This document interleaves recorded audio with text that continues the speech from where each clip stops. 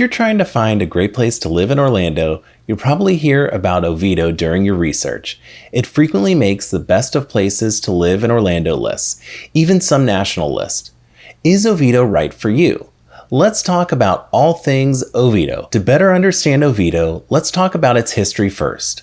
Homesteaders started calling Oviedo home around 1865 after the Civil War. It was called the Lake Jessup community, then later named Oviedo.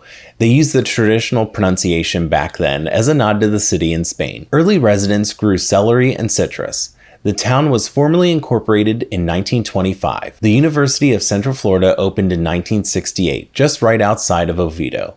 From the 70s and well into the 90s, Oviedo started to experience some massive growth, going from a small town in the country to one of the most popular places to live in Orlando. Oviedo is in Seminole County and is about 25 minutes northeast of downtown Orlando if you take toll roads, and about 45 minutes away from Disney if you don't hit any traffic, and less than an hour to the closest beaches. The northern part of Oviedo is more rural and the southern part is a little bit more densely populated, especially near the UCF area. It can also get a bit noisy when the football games are being played, so just a little warning if you're looking for a quiet place to live in Oviedo. At the end of the video, I'll go over a few other things to be mindful of when you're thinking of moving to Oviedo. Now let's talk about things to do in Oviedo. There's plenty of outdoor activities. The Black Hammock has airboat rides in Lake Jessup. You're sure to see plenty of gators. There's Overlook Park, which is also on Lake Jessup. They have a fishing pier, boardwalk, and pavilion. You can get in a round of golf at Twin Rivers Golf Club. The Cross Seminole Trail goes through Oviedo and connects to some other Orlando trails. There's the Oviedo Gymnastic and Aquatic Facility. They have a basketball court, fitness room, gymnasium, pool, splash zone, and more. As a warning, there's a resident discount. However, just because you have an Oviedo address doesn't mean you're considered an incorporated resident. There's Riverside Skate Park. You have to pay, but there are memberships as well if you have a frequent skater in the family. It's a pretty nice skate park that's well maintained. Lucas Nursery has a butterfly encounter. It's small, but really fun to check out. Arcade Monsters is a really fun arcade. They have older and newer games, food, and craft beer. The Oviedo Farmers Market happens once a month on Saturdays, except they don't do one in July because it's so hot. It's held in the historical downtown part of Oviedo, which is really cute.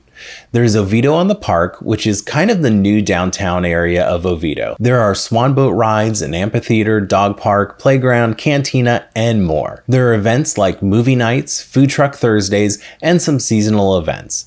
There are some shops and restaurants in the area. I really like De La Vega's. They have a really good brunch deal on Sundays. There are some new apartments and housing near Oviedo on the Park. Let's go into the MLS real quick so we can get an idea of the houses available in Oviedo. These are all the properties that sold in the last 30 days in Oviedo, so you can just get a good idea of what the prices were like by looking where it says current price, and then you can see the bedrooms and how many bathrooms they were and the property style over here. So I'll just scroll down and then you can pause it if you'd like. This will just give you a good idea of what you can expect in Oviedo. Now let's check out some of the properties. This is a 3-bedroom, 2-bath, single-family home. It's 1,649 square feet. It sold for $280,000. The taxes are $3,680 and it's not homesteaded. So if it was homesteaded, it would probably be a little less expensive. There's an annual HOA of $185. This property is a 3-bedroom, 3-bath, and 1/2-bath townhome.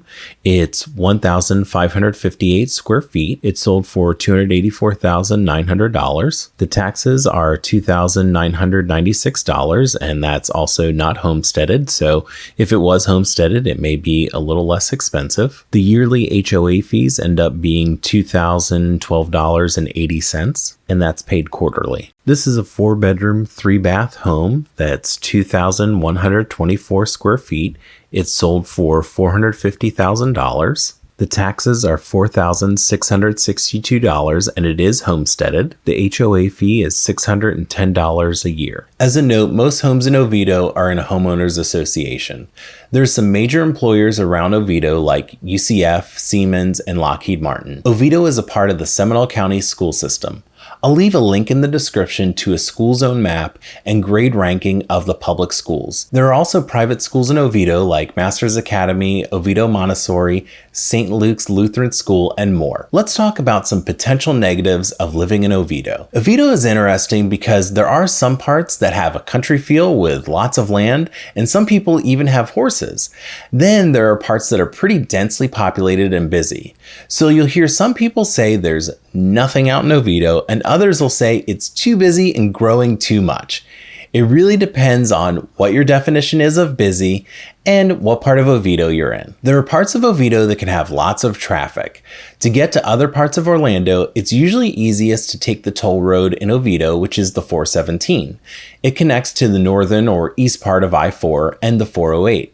So if you live in Oviedo, you'll probably want to get an e-pass or SunPass for cheaper toll rates, and you don't have to stop at the booths. But I know living near toll roads can be a negative for some people because of the extra cost involved. For shopping, there's the Oviedo Mall. It's currently getting redeveloped into a multi-use complex. There's a movie theater, food court, and a few other things to do. There are some other shopping centers as well. Some of the residents of Oviedo might choose to drive about 10 or 15 minutes away to Waterford Lakes, which has many different shopping and dining options. So if you're looking for lots of shops right near you, that may not be the case depending on where you're located.